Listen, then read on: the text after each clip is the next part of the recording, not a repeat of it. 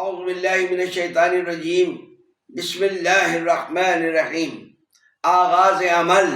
از نام خدا جو مہر ہما، جو رحم ہما، سل اور مدح توصیف و ثنا زیبا ہے تجھے اے صلی علی۔ یاران خوش خیال و عزیزان محترم، السلام علیکم ورحمۃ اللہ وبرکاتہ۔ دوستان گرامی قدر، اللہ تعالی آپ کی بصارتوں، بصیرتوں، سماعتوں اور یادداشتوں میں برکت اور اضافہ فرمائے، آمین ثم آمین۔ گزشتہ نشست میں ہم نے عرض کیا تھا کہ غار حرا میں پہلی وحی الہی کے نزول کے وقت حضور اکرم صلی اللہ تعالی علیہ وآلہ وسلم اس بالکل نئی واردات اور تجربے کے بعد اور نبوت کی ذمہ داریوں سے عہدہ برا ہونے اور اپنے رب کے سامنے سرخرو ہو پانے کے خیال سے خوفزدہ اور بے قرار تھے۔ مکان مبارک میں جب واپس تشریف لائے تو ام المومنین سیدہ خدیجۃ الکبریٰ سلام اللہ علیہا نے فرمایا کہ مجھے چادر اڑھا دو۔ جب طبیعت ٹھہری اور مزاج مبارک ذرا پرسکون ہوا تو سارا ماجرا اپنی رفیق حیات کو کہہ سنایا۔ انہوں نے حضور پرنور رؤوف الرحیم صلی اللہ تعالی علیہ وآلہ وسلم کو تسلی دی اور حضور کو ساتھ لے کر اپنے چچا زاد بھائی ورقہ بن نوفل کے پاس تشریف لے گئیں، جو نہایت معمر شخص تھے اور بتوں سے بیزار اور حق کے متلاشی تھے۔ اس تلاش میں ملک سے باہر سفر بھی فرمایا اور عیسائیت کو قبول کر کے ادیان سابقہ کے جید عالم بھی بن گئے تھے۔ توریت اور انجیل پر آپ کو زبردست دسترس حاصل تھی۔ سیدہ سلام اللہ علیہا نے حضور صلی اللہ تعالی علیہ وآلہ وسلم کا احوال بیان فرمایا، اور جب حضور صلی اللہ تعالی علیہ وآلہ وسلم نے اس واقعے کی تصدیق فرمائی تو ورقہ بن نوفل نے حضور صلی اللہ تعالی علیہ وآلہ وسلم سے کہا کہ یہ وہی ناموس یعنی فرشتہ یعنی جبریل علیہ السلام ہے جس کو اللہ نے حضرت موسیٰ علی نبینا علیہ السلام پر نازل فرمایا تھا۔ کاش کہ میں اس وقت جوان ہوتا، اے کاش کہ میں اس وقت زندہ ہوتا جب آپ کی قوم آپ کو مکے سے نکال دے گی۔ یہ سن کر حضور صلی اللہ تعالی علیہ وآلہ وسلم نے ارشاد فرمایا کہ کیا یہ لوگ مجھ کو یہاں سے نکال دیں گے؟ تو ورقہ بن نوفل نے کہا کہ جی ہاں، جو شخص بھی اس طرح کی دعوت لے کر آیا ہے جو آپ لے کر آئے ہیں، تو لوگوں نے، اس کی قوم نے اس شخص سے دشمنی کی۔ اگر مجھے آپ کا وہ دن دیکھنا نصیب ہو تو میں آپ کی پرزور اور کامل و مکمل اور پرجوش مدد کروں گا، لیکن اس کے بعد وہ زیادہ عرصہ زندہ نہ رہے اور وفات پا گئے۔ حضور نبی اکرم و مکرم صلی اللہ تعالی علیہ وآلہ وسلم کی بعثت اور اعلان نبوت کے حوالے سے یہ جامع، مستند اور صحیح ترین خبر صحیح بخاری شریف میں موجود ہے، اور پیر کرم شاہ صاحب الازہری اسے اپنی معرکۃ الاعلیٰ کتاب تصنیف ضیاء النبی میں بھی لائے ہیں، اور ہم نے آپ کی سماعتوں کی نظر کر دی۔ اس وقت ہماری گفتگو کا مرکز و محور نزول وحی الہی بر قلب مصطفیٰ صلی اللہ تعالی علیہ وآلہ وسلم اور حضور انور صلی اللہ تعالی علیہ وآلہ وسلم کا اعلان نبوت و رسالت ہے۔ لہذا کیا ہی اچھا ہو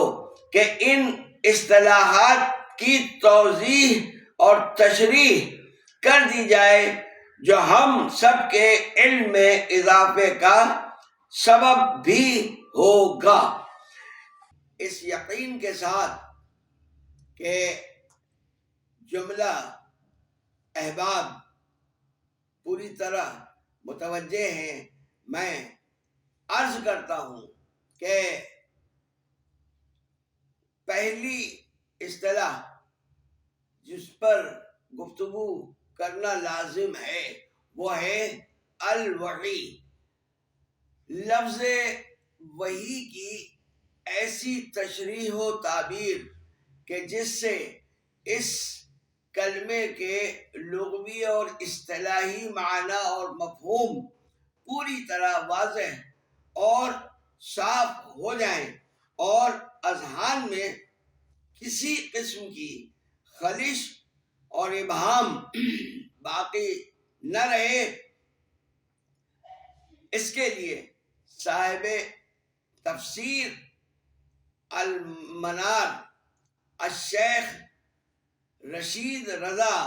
رحمت اللہ تعالی علیہ کی یہ عبارت ہم نظر سامعین کر رہے ہیں کہ وہ فرماتے ہیں کہ لغت میں وحی کے کئی معنی ہیں۔ کبھی اشارے کے معنی میں یہ لفظ وحی استعمال ہوتا ہے، جیسے سورہ مریم کی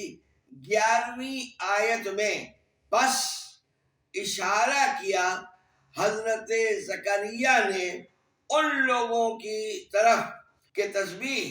بیان کرو اللہ کی صبح اور شام، اور کبھی الہام کے معنی میں بھی وحی کا لفظ استعمال ہوتا ہے۔ اس میں رازداری اور اشارے سے بھی بڑھ کر ہوتی ہے کہ بات دل میں ڈال دی جائے۔ مثلا سورہ قصص کی آیت نمبر 7 میں ارشاد فرمایا کہ ہم نے موسیٰ علیہ السلام کی والدہ ماجدہ کے دل میں یہ بات ڈال دی۔ یاد رہے کہ یہ وحی الہام کی نوازش اس شخص پر ہوتی ہے جس پر اللہ تعالی کی خاص مہربانی ہو۔ اسی طرح اس لفظ وحی کا اطلاق اس صفت پر بھی ہوتا ہے جو کسی چیز میں شامل کر دی گئی ہو اور جو غیر متبدل ہو، جیسے سورہ نحل میں اس کی آیت نمبر 8 میں ارشاد ہوا کہ آپ کے رب نے شہد کی مکھی کی طرف وحی فرمائی، یعنی اس کی فطرت میں وہ چیز ڈال دی۔ اسی طرح اس لفظ وحی کا اطلاق وہاں بھی ہوتا ہے کہ جب کسی شخص کو نہایت رازداری اور خفیہ طریقے پر کسی امر پر چپکے سے مطلع کر دیا جائے تاکہ کسی اور آدمی کو اس امر کی خبر تک نہ ہونے پائے۔ سورہ انعام کی آیت نمبر 112 ملاحظہ فرمائیں کہ انسانوں اور جنوں میں سے شیاطین چپکے ایک دوسرے کو اپنے منصوبوں سے آگاہ کرتے ہیں جو وہ اللہ کے نبیوں کے خلاف بناتے رہتے ہیں، اور وحی کا اطلاق تحریر اور پیغام رسانی پر بھی ہوتا ہے، کیونکہ یہ چیز بھی دو افراد کے لیے مخصوص ہوتی ہے اور کسی دوسرے کو اس تحریر یا پیغام کی مطلق خبر نہیں ہوتی۔ کلمہ وحی کے یہ لغوی معنی تھے جن میں اہل زبان اس لفظ وحی کا استعمال کرتے ہیں، لیکن وہ وحی جو اللہ اور اس کے پیغمبران عظام کے درمیان مخصوص ہوتی ہے، اس کی تشریح صاحب المنار نے یوں فرمائی ہے کہ وہ وحی جو اللہ اپنے نبیوں اور رسولوں کی طرف بھیجتا ہے، اس سے مراد وہ علم ضروری اور بدیہی ہوتا ہے، یعنی وہ کھلی اور ظاہری بات جو کسی دلیل یا کسی ثبوت کی محتاج نہ ہو، جیسے 2 اور 2 4، اور جو اللہ کی طرف سے انبیاء اور رسل علیہم السلام کے قلوب میں پیدا کر دیا جاتا ہے اور جسے دوسروں سے مخفی رکھا جاتا ہے، اور اس وحی کے القاء سے پہلے اللہ تعالی انبیاء کرام کی ارواح میں وہ استعداد و صلاحیت پیدا فرما دیتا ہے جس سے وہ اس وحی کو قبول کرنے کے قابل ہو جاتے ہیں، چاہے وہ وحی فرشتہ لے کر حاضر ہو، خواہ بلا کسی واسطہ براہ راست اس کا نزول قلب پیغمبر پر ہو۔ وحی الہی کے مختلف مراتب، انواع اور مختلف اقسام ہیں، جن میں پہلی قسم نبی کے سچے خواب ہیں۔ ہمارے آقا و مولا خاتم الانبیاء والمرسلین صلی اللہ تعالی علیہ وآلہ وسلم پر وحی کے نزول کی ابتدا انہی رویا صادقہ سے ہوئی۔ حضور پر نور صلی اللہ تعالی علیہ وآلہ وسلم کے ان سچے خوابوں کا تذکرہ ہم اپنی 25ویں نشست میں کر آئے ہیں کہ حضور صلی اللہ تعالی علیہ وآلہ وسلم جو خواب سوتے میں دیکھتے، اگلی صبح ان کی تعبیر من و عن اور بعینہ ظاہر ہو جاتی۔ وحی کا دوسرا مرتبہ یہ ہے کہ فرشتہ ظاہر ہوئے بغیر حضور صلی اللہ تعالی علیہ وآلہ وسلم کے قلب مبارک میں القاء کر دیتا تھا، جیسا کہ ارشاد رسالت مآب صلی اللہ تعالی علیہ وآلہ وسلم ہے کہ روح القدس یعنی جبرائیل علیہ السلام نے میرے دل میں یہ بات ڈال دی کہ کوئی شخص اس وقت تک نہیں مر سکتا جب تک وہ اپنا رزق مکمل نہ کر لے۔ اس لیے اللہ تعالیٰ سے ڈرتے رہو اور طلب رزق میں خوبصورت طریقے اختیار کرو۔ رزق کے ملنے میں اگر دیر ہو جائے تو اس کو خدا کی نافرمانی سے طلب مت کرو، کیونکہ جو چیز اللہ تعالیٰ کے پاس ہے وہ اس کی اطاعت سے ہی مل سکتی ہے۔ وہی کی ایک شکل یہ بھی ہے کہ فرشتہ انسانی شکل میں حاضر ہو کر بارگاہ رسالت مآب صلی اللہ تعالی علیہ وآلہ وسلم میں حضور سے مخاطب ہو۔ ایسے میں کبھی کبھی صحابہ کرام بھی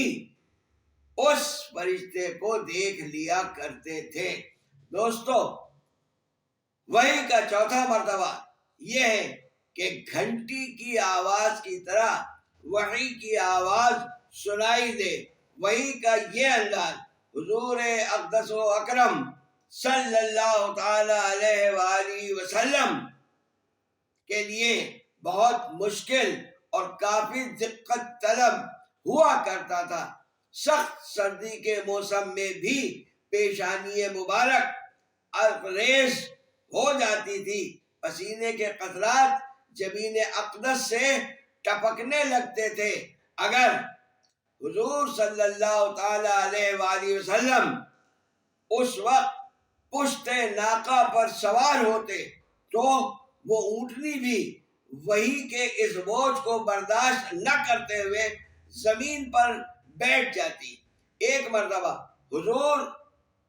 نبی مکرم صلی اللہ تعالی علیہ وآلہ وسلم کی مبارک ران حضرت زید بن ثابت کی ران پر تھی کہ نزول وحی کی کیفیت حضور صلی اللہ تعالی علیہ وآلہ وسلم پر طاری ہو گئی، تو حضرت زید کو لگا کہ شاید ان کی ران کی ہڈی ٹوٹ جائے گی۔ نزول وحی کی ایک صورت یہ بھی ہے کہ فرشتہ اپنی اصل شکل میں نمودار ہو کر اللہ کا پیغام حضور کو پہنچاتا تھا۔ بالواسطہ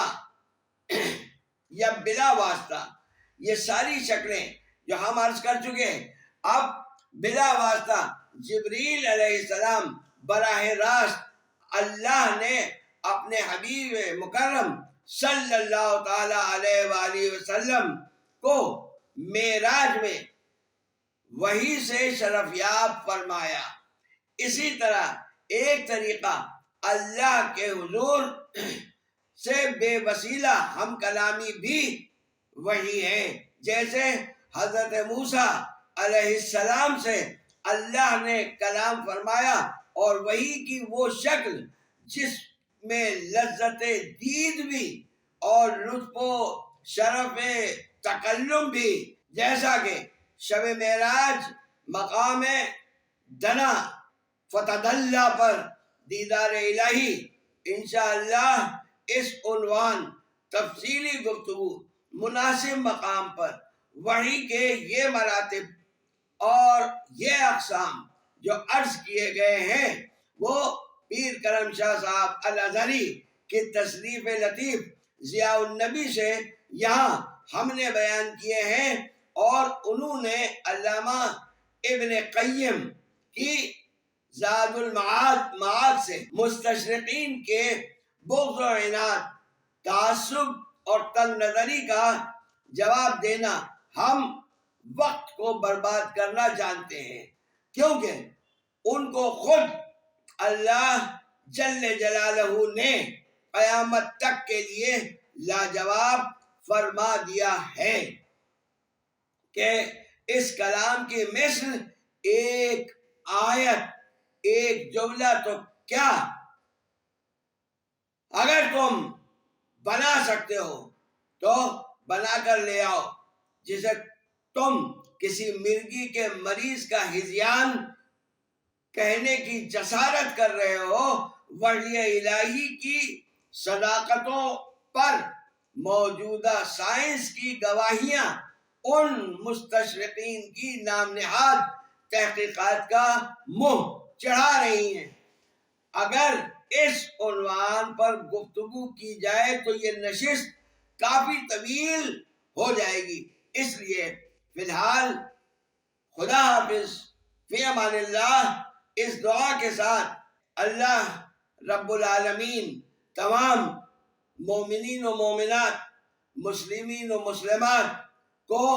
دارین میں کامیاب و کامران و بامراد فرمائے، اور پاکستان سمیت تمام ممالک اسلامیہ کو قائم و برقرار اور عروج و عزت سے نوازے، آمین ثم آمین۔ جزاک اللہ۔